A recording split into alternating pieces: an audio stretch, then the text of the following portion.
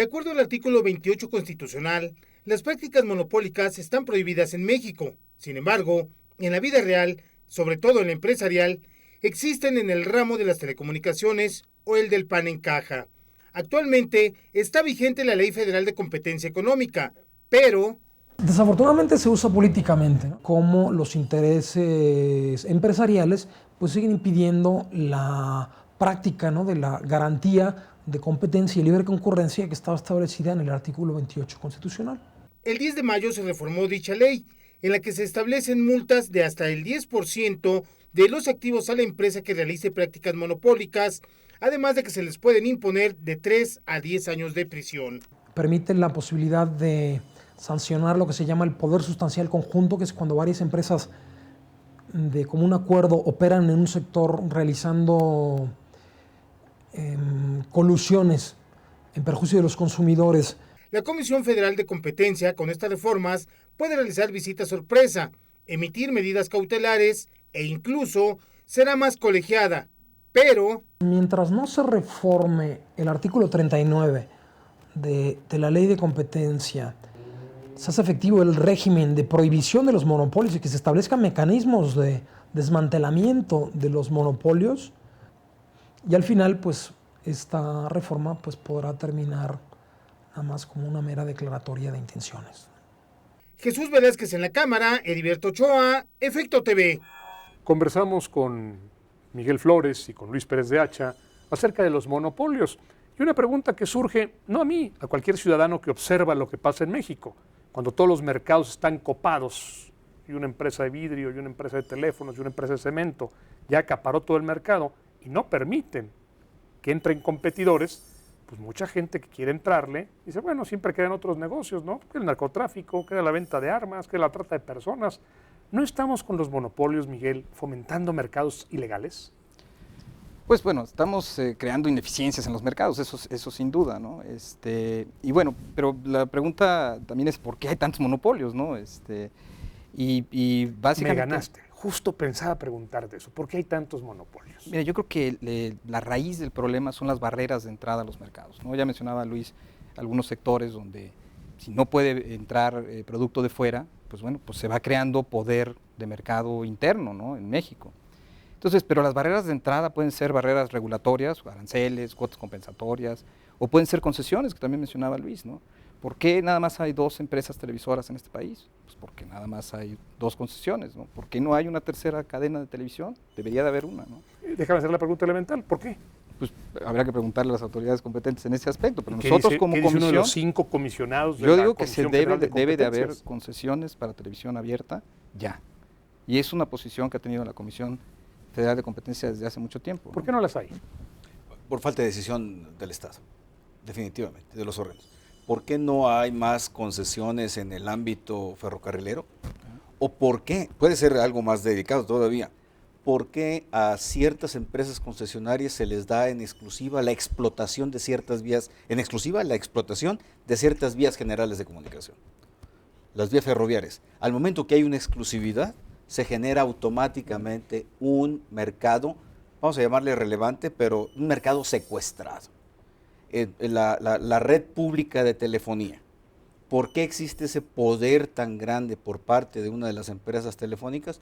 Porque tiene secuestrados interconexión, tiene secuestrados puntos de tramos de comunicación, tiene secuestrado todo el mercado de telecomunicaciones. Lo que dice Luis es que esto tiene un origen político. Tú hablabas de barreras. Sí. Esto tiene un origen político y estos grupos políticos crean la ley con esta visión de regularlo.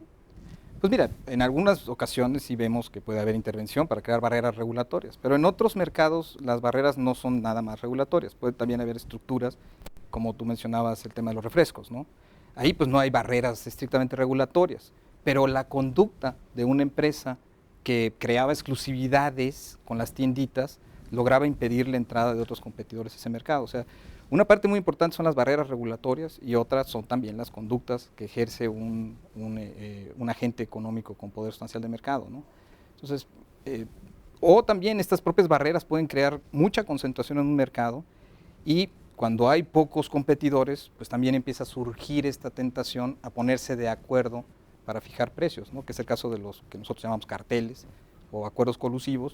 Entonces ahí ya tienes todas las figuras, ¿no? Las prácticas monopólicas relativas de abuso de dominancia y también los carteles. Todo esto generado por las barreras. Una pregunta para los dos. El pasado 10 de mayo entraron en vigor una serie de medidas, una serie de reformas en el diario oficial del 10 de mayo para la Ley Federal de Competencia.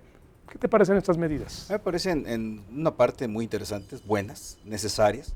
Ajustan algunas de las medidas legislativas ahí plasmadas a las disposiciones existentes en otros países, a criterios jurisprudenciales por parte de los tribunales federales.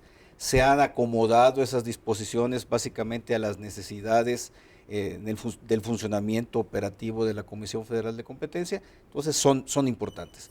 El caso, por ejemplo, de las visitas de verificación, medidas cautelares, que era algo urgente, necesario, se demandaba ciertamente ya en la realidad del México actual con monopolios tan importantes, se incrementaron de manera también y fortaleció todo el esquema de multas, de sanciones pecuniarias, es decir, sí hay un paso importante en eso.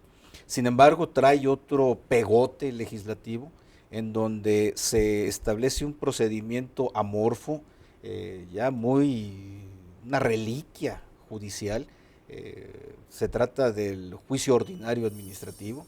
No se alcanza a dimensionar realmente de qué se trata, se tiene que establecer las medidas o la legislación que corresponda, no se tiene siquiera avisorado en dónde se va a incorporar el procedimiento para tales efectos. Entonces sí hay una descomposición, ya al menos en lo que se venía construyendo de años se sabía en la práctica forense que se había hecho en México en los últimos 20 años, cómo se estaba construyendo la jurisprudencia, cómo se estaba alimentando los criterios jurisprudenciales, cómo se estaba fortaleciendo el conocimiento jurídico de los jóvenes abogados, de la propia comisión, de quienes litigamos, y este cambio viene a ser abrupto y es un borrón y cuenta nueva. Hay que empezar con incidencias importantes probablemente en las funciones de la comisión. ¿A ti qué te gusta y qué no te gusta de estas reformas? Mira, me gusta mucho que nos hayan aumentado la capacidad de sanción, ¿no? Ahora vamos a ¿Qué poder, tanto? Platícanos. Vamos a poder sancionar hasta con 10% de los ingresos acumulables de un agente económico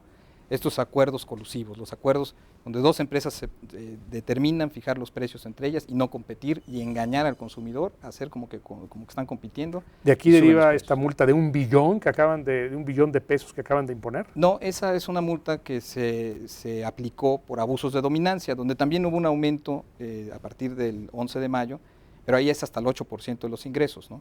Cuando hay abusos de dominancia se podrá aplicar este 8%. Sigamos platicando de estas medidas, que son muy importantes, pero vamos a un corte y continuamos.